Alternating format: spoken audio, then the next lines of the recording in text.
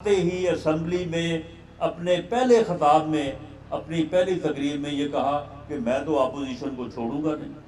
میں تو ان سب کو جو ہے وہ جیل بھیجوں گا، میں تو ان کو ختم کر کے جو ہے وہ دم لوں گا۔ اور پھر کرتے کرتے جو ہے وہ پھر وہاں پہ پہنچے ہیں جہاں پہ وہ اس وقت بیٹھے ہیں۔ لیکن معاملہ یہ ہے کہ وہ اس کے اپنے امان کی شامت ہے۔ کیا ہم نے اسے کہا تھا کہ آپ جو ہے وہ اگر وزیر اعظم ہے تو اسمبلی ٹھیک ہے، اگر وزیر اعظم نہیں رہے تو جی میں تو اسمبلی کو جو ہے وہ باہر جا رہا ہوں، میں تو اسمبلی کا ہی بائیک آؤٹ کر رہا ہوں، پارلیمنٹ سے ہی باہر جا رہا ہوں؟ کیا یہ ہمارے کہنے پہ کیا تھا؟ پنجاب کی حکومت جو ہے وہ ہمارے مطالبے پہ توڑی تھی، کے پی کے کی حکومت ہمارے کہنے پہ اوپر توڑی تھی۔ 29 نومبر کو اس ملک کے سپہ سالار کی، کیا ہم نے اسے کہا تھا کہ تم 26 کو جو ہے راول پنڈی میں انسانوں کا سیلاب لے کے آ جاؤ، اور جب اس میں سے ناکام ہو تو پھر کہو جی میں اب اسمبلیاں توڑ دوں گا، حکومتیں توڑ دوں گا؟ یہ بحرانی کیفیت، یہ ہر روز کا کبھی لانگ مارچ، کبھی شارٹ مارچ، کبھی دھرنا، کبھی احتجاج، یہ پورا سال یہ کس کے کہنے پہ کرتے رہے ہو؟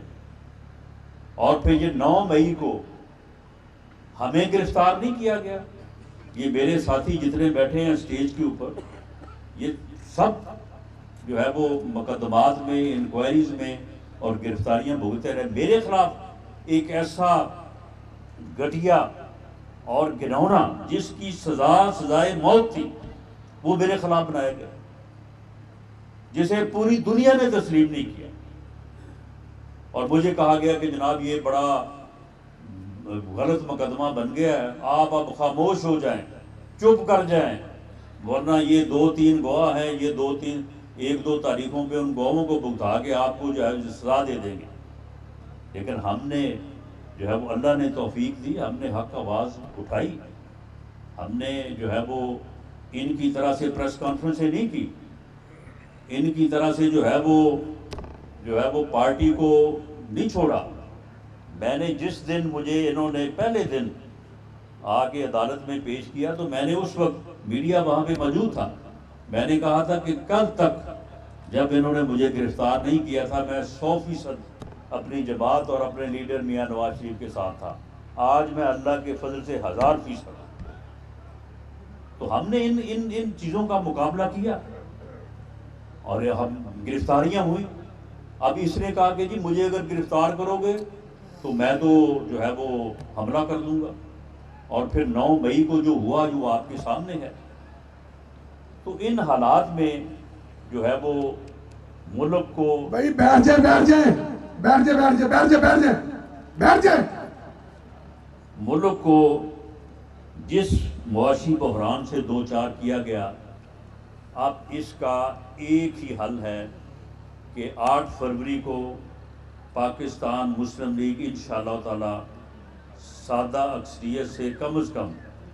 جو ہے وہ برسے اقتدار آئے اور ملک کو جو ہے وہ کامیابی کی جانب جو ہے وہ لے کے جائے۔ میں آپ تمام احباب کا آج کے اس اجلاس کو منعقد کرنے اور ہمیں حمایت کا یقین دلانے پہ آپ کا شکریہ ادا کرتا ہوں، اور میں آپ کو یقین دلاتا ہوں کہ انشاءاللہ تعالی جو باتیں گورنمنٹ کے فارم ہونے کے بعد جو آپ کے ساتھ ہماری کمٹمنٹس ہوئی ہیں، انشاءاللہ تعالی پاکستان مسلم لیگ جو ہے وہ مرکزی جمعیت اہل حدیث کو ساتھ لے کے چلے گی، اور حکومت جو ہے وہ مسلم لیگ کی نہیں، مرکزی جمعیت اہل حدیث اور مسلم لیگ نون کی ہوگی انشاءاللہ تعالی۔ آپ تمام احباب کا بہت